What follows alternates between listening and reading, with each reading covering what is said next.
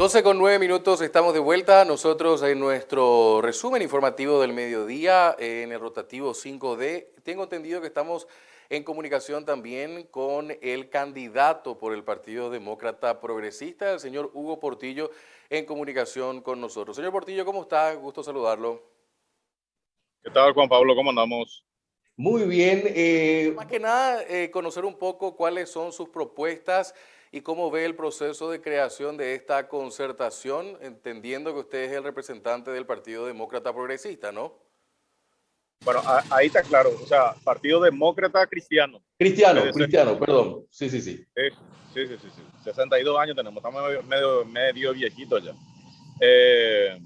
Bueno, básicamente lo que tiene que ver con la concertación, yo creo que, como estoy diciendo normalmente, el barco zarpó, el buque insignia zarpó, que es la concertación. Yo creo que es el modelo, evidentemente, que es el que va a enfrentar el crimen organizado, que va a enfrentar la corrupción y la impunidad que está corroyendo la democracia del Paraguay, por un lado. Por otro lado, evidentemente, todos hablan de la concertación y de las diferencias, ¿cierto? Claro que hay diferencias en la concertación, eso es ineludible, pero por encima de las diferencias está nuestro espíritu de querer construir realmente algo que sea perdurable para el Paraguay. O sea, y dentro de eso tenemos dos etapas. Tener la etapa de la alternancia, que sería básicamente que el sillón de los López pase de un colorado a una persona de la oposición, que es un paso interesante, pero no ideal.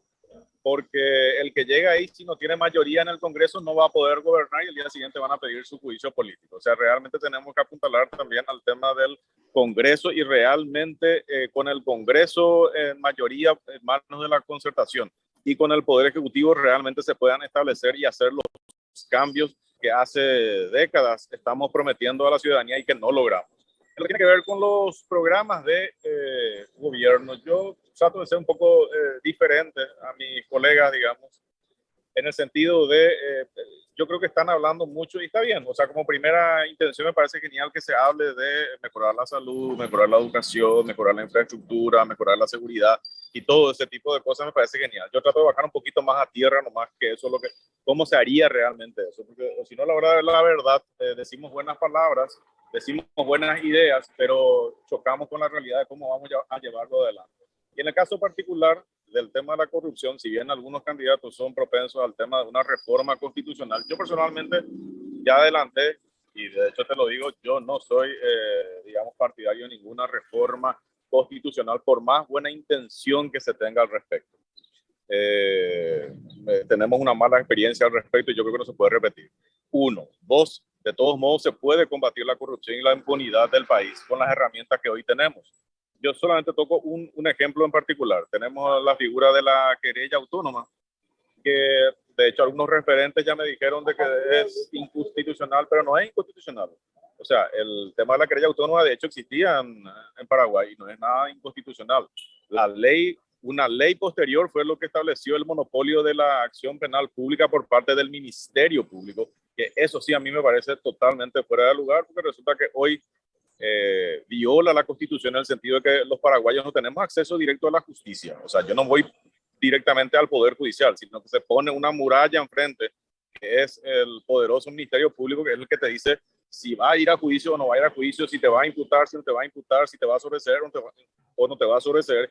Y ese tipo de situaciones es lo que hizo que hoy se convierta el Ministerio Público en un antro de corrupción, porque tienen realmente el monopolio de la acción penal pública y eso no corresponde. Este modelo que yo estoy sugiriendo, de hecho, es un modelo que ya existe en otros países y que ha generado frutos interesantes.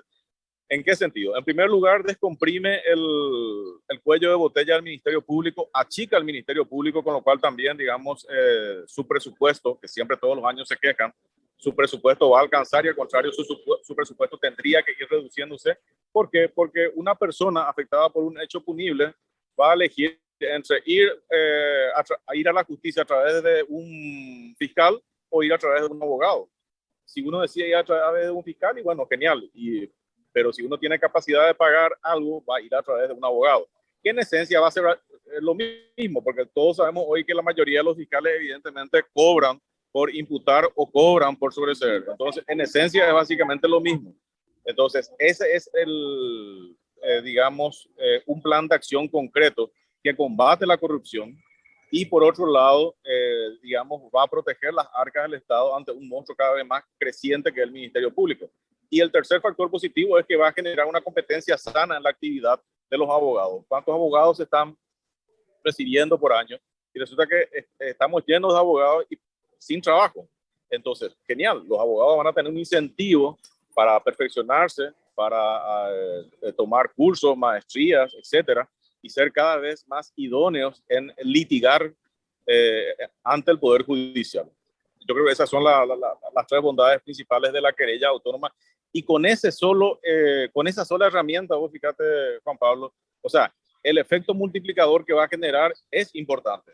Eso es por un lado. Por otro lado, tengo otras propuestas que tienen que ver, básicamente, replicar lo que ya existe dentro de lo que es el tema de los policías y los militares, en el sentido de que los policías y los militares no votan en las internas partidarias. ¿Ok? Con eso, se trata de combatir lo que tiene que ver con la corrupción, el prebendarismo, el clientelismo y bueno, eso mismo yo quiero extrapolar a los funcionarios públicos en general, porque los funcionarios públicos son funcionarios del Estado, no son funcionarios del gobierno, o sea, son funcionarios de todos los paraguayos. Entonces, contrariamente a lo que muchos creyeron con esa propuesta que planteé, los que más están, eufóricos o contentos con ese planteamiento que yo hice son los mismos funcionarios públicos, porque ahí se va a cortar el manoseo del cual son objetos los funcionarios públicos por parte de los mandamases de turno que le llevan y le arrean de un acto político a otro y sobre todo el día de las elecciones, ¿verdad? Señor Portillo, cuestiones más. Uno en su primera respuesta planteaba la cuestión de los candidatos que ahora están en la mesa de la concertación para la presidencia de la República. Siendo electo la dupla que va a llevar adelante la chapa, ¿qué va a pasar con los otros candidatos? ¿Van a formar parte de una lista de senadores y diputados? Yo creo que la pregunta es válida, pero yo creo que es personal para cada uno de los candidatos, porque por un lado yo entiendo la cuestión aspiracional de cada uno. Ahora, yo te puedo responder por mí, o sea, yo quiero, y ya le dije a todos, y lo repetí varias veces, yo no quiero entrar en la cuestión especulativa de entrar como candidato a la presidencia para después tentar un curul o lo que sea. Está bien, esa es mi posición personal. Después veremos la decisión del partido, porque al final una cosa es la decisión personal y otra cosa es la decisión colectiva o grupal, digamos. Pero en mi caso particular, yo te aseguro que no es esa. Yo sé que se especula mucho con eso de varios candidatos, pero en mi caso particular no es así. Y nada, o sea, evidentemente, al final pues todos tenemos en una democracia que sumar. O sea, esto es realmente para sumar a la democracia, para sumar al país y para tratar de instalar el objetivo de lo que es la política, que es buscar el bienestar de los ciudadanos. O sea, yo creo que esto no es una competencia de egos, ni de personalismo, ni de modelos autoritarios, ni de egocentrismos. Señor Portillo, justamente sobre eso, más que la ciudadanía solamente tiene la posibilidad de ver la fotografía de esa primera reunión. Pero lo que nos pueda decir, ¿qué salió de esa primera reunión? Esa primera reunión, yo creo que lo más importante que salió es el espíritu de conversación. O sea, si vos querés concluir que de esa reunión salieron,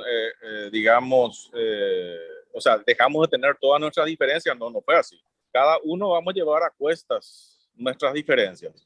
Ahora, lo que salió es el espíritu de conversar, el espíritu de intercambiar ideas y el espíritu de apuntalar lo que tenemos en común, profundizar las cosas que tenemos en común y no las cosas que tenemos en diferencia. Eso es más el punto. Yo creo que ese es el espíritu realmente democrático. Yo no voy a renunciar a mis críticas, lo sigo haciendo. De hecho, vos sabés que sobre todo, qué sé yo, los troles, cartistas y compañía me están destrozando con todo, pero bueno, yo no me retracto de nada de mis críticas. Yo sigo sosteniendo mis críticas. Ahora, creo que realmente este modelo que hoy se plantea a través de la concertación es un modelo válido para combatir la corrupción, la impunidad y el crimen organizado. Porque de todos modos, eso que hoy nos está corroyendo como democracia no nos permite ni siquiera hacer un debate ideológico. Esa nomás es la realidad. ¿De qué sirve que nos comenzamos a debatir ideológicamente y resulta que no tenemos la posibilidad de llevar nada a la práctica, ni el de izquierda ni ni el de derecha, porque el crimen organizado no tiene ideologías? Esa no es la realidad. Y ahora dos Dos cuestiones cuestiones últimas por por Romero, y me Romero, y me gustaría después gustaría dejar el después dejar. espacio para que usted pueda plantear alguna idea más que quiera. Pero los de la vereda de enfrente, los contrincantes de los que van a pugnar contra ustedes de la concertación, esta idea de oficialismo y oposición dentro del mismo partido, ¿cree que eso va a ser beneficioso para la oposición? Me refiero al Partido Colorado, señor Portillo, en Ok. particular. Sí. Yo creo que realmente, mira, lo del Partido Colorado es un análisis aparte. Mira, yo me saco el sombrero ante el Partido Colorado en muchos aspectos, pero no le doy todo el crédito al Partido Colorado en sus estrategias. Hay que reconocer realmente, y yo lo dije varias veces en las reuniones de la concertación, que nosotros, los de la concertación, o nosotros, los de la oposición, la verdad que le dejamos mucha cancha libre y mucho arco libre también a los colorados, porque es simpático realmente cómo ellos amalgaman ese doble rol de oficialismo y corrupción dentro del mismo partido de gobierno, que todos sabemos que es una bola terapia, pero lo instalan bien. Pero no porque ellos son guapos, sino porque aparte de que sí, son guapos, también le dejamos nosotros, los de la oposición, que realmente se embanderen con una cosa que no les corresponde. Yo de repente veo las entrevistas a los candidatos y hablan como si fuera que estuviesen en otro gobierno y son todo el mismo gobierno. Déjense macanear, o sea, asuman sus responsabilidades como partido, asuman sus responsabilidades como nucleación política, que es lo que a todos también, a nosotros nos piden, ¿verdad? Y la cuestión económica, porque usted planteaba Sus que sus colegas colegas dentro de esta dentro de esta mesa mesa. plantean la importancia de la educación, de la salud, pero eso sin dinero va a ser imposible. El candidato Peña y su gente lo plantean como que va a ser el gran solucionador porque él es el que conoce mucho de economía entre todos los candidatos. ¿Es la economía el verdadero sentido para las campañas discursivas en estas elecciones?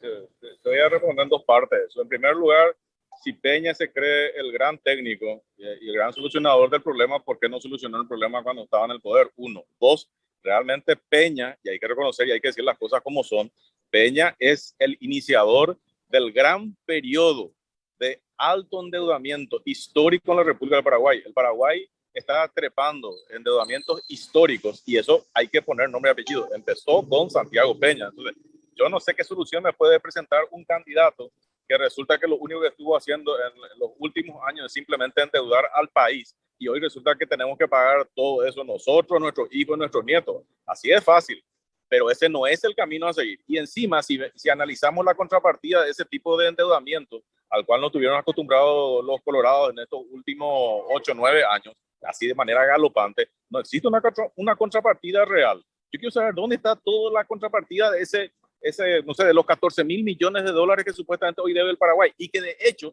no estamos pudiendo pagar, Juan Pablo, ¿sabes eso? Estamos bicicleteando. Ese mismo que de repente vemos nuestro vecino, nuestro conocido, nuestro compañero de trabajo que hace bicicleteo con su tarjeta. Bueno, con su tarjeta de crédito. Eso mismo estamos haciendo nosotros como país. Nosotros estamos sacando nuevas deudas, pero es para pagar el capital que me venció y que no puedo pagar. Es para pagar el interés que me venció y que no estoy pudiendo pagar. Eso es catastrófico. Eso no está bien. Y por más que los países de afuera te quieran endeudar, genial, eso será negocio para ellos porque estarán cobrando de todos modos sus intereses, pero no es negocio para el Paraguay. ¿Y cómo salimos de esta situación? A criterio suyo y como propuesta, señor Portillo. Austeridad. O sea, realmente no existe otra cosa que austeridad. Vos fíjate que por más de que de repente le escucho a algunos, está bien, yo entiendo que están decepcionados por tantos años de promesa y no cumplimiento, pero acá tenemos que entrar en un periodo de austeridad total, pero austeridad en serio, porque me dicen, no, pero ¿qué es lo que es cortarle nomás la asistencia a la ONG si son 80.000 millones de guaraníes nomás? ¿Qué es lo que es el tema ese de anular el despacho de la primera dama si son 9.000 millones de guaraníes nomás? No, espera un rato, o sea, vamos a comenzar a sumar todo ese dinero y vamos a ver que al final hace un platal. O sea, nosotros hoy tenemos más que nunca comenzar a generar la calidad del gasto público, porque yo recuerdo hace años, escucho de los grandes economistas, la calidad del gasto público es la calidad del gasto público, pero eso no es cierto, eso no existe. ¿Ok? Esa no es la realidad. Uno. Dos, O fíjate que uno de los planteamientos que también yo estoy haciendo es el tema que tenemos que ponernos las pilas en el sentido de que la Dirección Nacional de Contrataciones Públicas no puede depender del Ejecutivo. O sea, el Ejecutivo no puede ser juez y parte en el tema de las contrataciones públicas. Y contrataciones públicas hay que reconocer que es el segundo órgano más corrupto que tiene el Paraguay. El primer órgano más corrupto es el Ministerio Público. El segundo órgano más corrupto es la Dirección Nacional de Contrataciones Públicas. Eso tiene que depender, no sé, de la Contraloría General de la República. ¿Vos sabés cuántos miles de millones nos vamos a ahorrar ahí? Si nosotros tomamos el informe de los organismos internacionales que hablan de que solamente en corrupción estamos hablando de 1.500 millones de dólares que el Paraguay está despilfarrando por año, viejo, vamos a comenzar a ajustar los cinturones, vamos a comenzar a cortar el chorro innecesariamente donde está yendo y ya tenemos 1.500 millones. O sea, algo ya vamos a poder hacer con eso. Y hay muchos lugares y aspectos que tenemos que ir recortando, pero recortando con calidad de gasto público. Pero por primera vez tenemos que comenzar a hacer en serio y no solamente denunciar como una linda retórica, ¿verdad? Eso lo vuelve impopular. Me imagino para los que viven del Estado este discurso. Lo vuelve impopular este discurso Para los que viven del Estado. O sea, mi discurso no es ni bueno ni popular para los que viven del Estado. Portillo, la otra cuestión es también dentro de la concertación el mecanismo de elección de los candidatos. Muchos plantean de que, número uno, siempre debería ir Efraín por ser el que mayor votos tiene. ¿Cuál es su posición sobre el tema? O sea que yo entiendo la disyuntiva que se presenta. Entiendo que algunos quieren extrapolar eso, entiendo que quieren poner como posiciones extremas, entiendo que algunos quieren complementar. Pero acá hay una realidad, Juan Pablo, y que tenemos que reconocer todos los partidos en general. Yo hice un análisis y de hecho expongo en todas mis intervenciones de una manera muy sencilla, pero trato de ser pragmático. En primer lugar está el Partido Colorado, que tiene una estructura formidable. En segundo lugar tenés el Partido Liberal, que tiene una estructura formidable. En tercer lugar, realmente dentro de lo que es nuestro panorama político, yo le llamo resto del mundo. Porque es cierto, nosotros estamos en el resto del mundo. Esa es la realidad. Entonces, yo entiendo que puedan haber buenas intenciones de algunos candidatos que dentro de sus aspiraciones personales quieran cambiar las reglas de juego.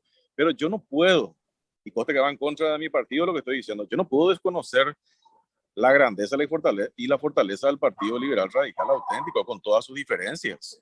Ese no es el tema. Entonces, yo realmente ahí no es que agacho la cabeza, pero soy consciente de que tenemos que aunar esfuerzo y que tenemos que saber negociar y no simplemente golpear la mesa por golpear, porque yo soy más estrella, porque soy rockstar o porque soy, no sé, eso no funciona realmente en la política, ¿verdad?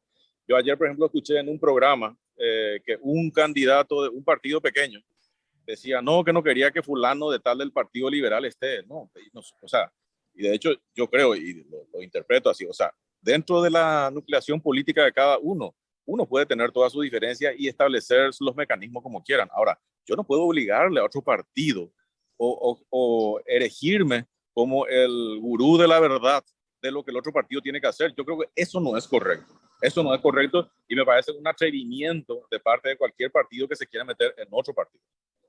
Señor Portillo, ¿algún mensaje final para la audiencia? El mensaje tiene que ser un mensaje auspicioso. Yo creo que la concertación va a ser gobierno en el 2023. O sea, al Ejecutivo sí o sí llegamos. Eso ya está.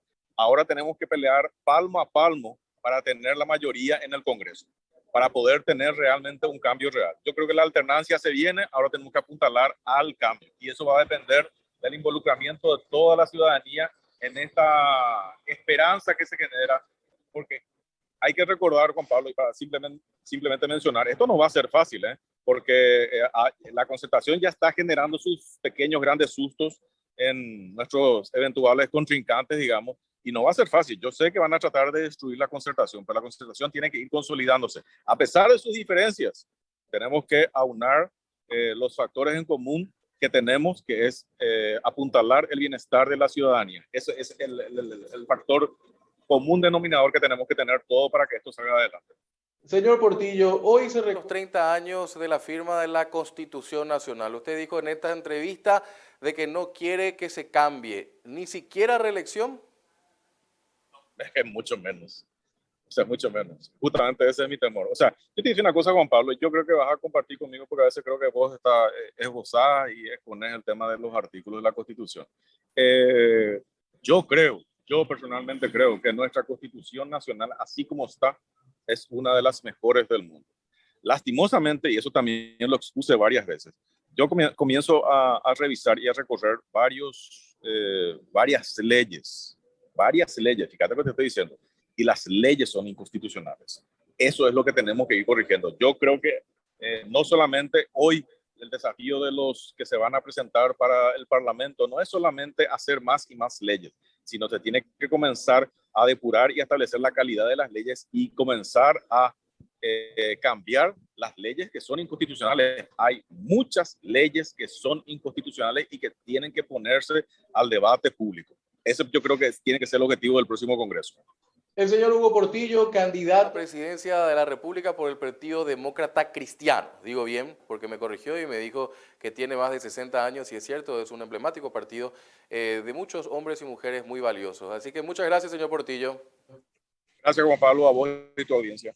Nos vemos la pausa, enseguida estamos con más informaciones.